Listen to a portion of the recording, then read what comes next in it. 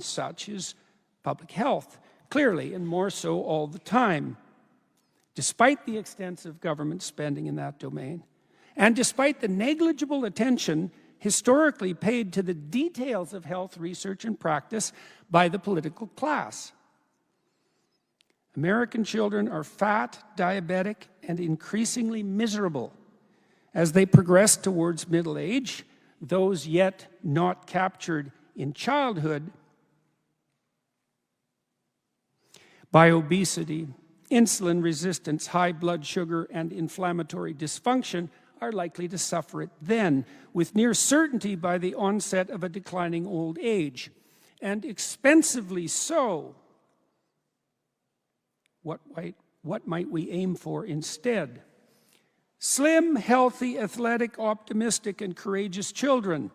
Strong, psychologically integrated, generous adults. Resilient, active, productive seniors, still contributing to their communities. Combined with either or both of much less spending or much better results for the cost. How could this aim be accomplished? Within the community of health-focused researchers and practitioners and incentivized politically. America faces a multi-dimensional diagnostic conundrum. Its people suffer from a plethora of symptoms and syndromes.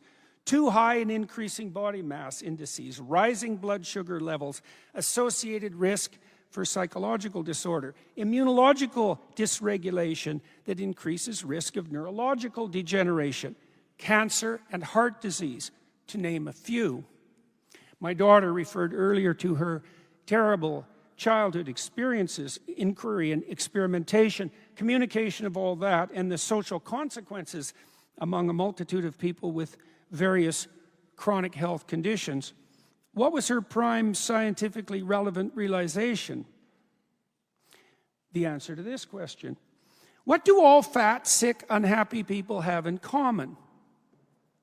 At least this: they all eat. How could that brute and singular fact be varied and studied? It's a technical discourse on the formulation of adequate scientific hypotheses. Epidemiological studies associating any given dietary habit with some outcome of health inevitably fail,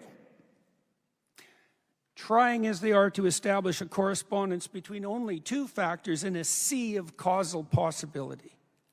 Science can only progress, genuine science can only progress, when such inquiry is simplified radically so that single variables of interest can be assessed for causal significance.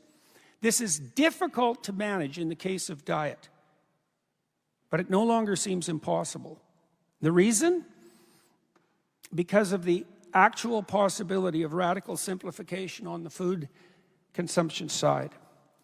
Elimination diets offer a potential solution to this problem. Most of them make little sense, however, conceptually or scientifically. They eliminate foods in an often random and faddish manner, often because of the spoken or unspoken ideological concerns of their proponents. In addition, they're insufficiently simple. The range of foods involved, so that scientific analysis of causality can take place, must be reduced to the minimum for genuine analysis of causality to take place. You're chronically ill. You have a plethora of symptoms. You eat a multitude of foods. There's some relationship between the food and the outcome, at least in principle. How are you going to determine that? Well, no simple analysis is possible because of the multiplicity of factors, both on the symptom side and on the dietary side. So you reduce the complexity of your diet optimally to a single variable. Well, that's what my daughter Michaela did. Now, we know some things about such reduction. These are things that are important to know. Ketogenic diets switch the body to fat metabolism, so they constitute a step in that direction. If you flip your body to fat metabolism and your symptoms decline, then you know that the metabolic illness that you're suffering from has some association with glucose metabolism.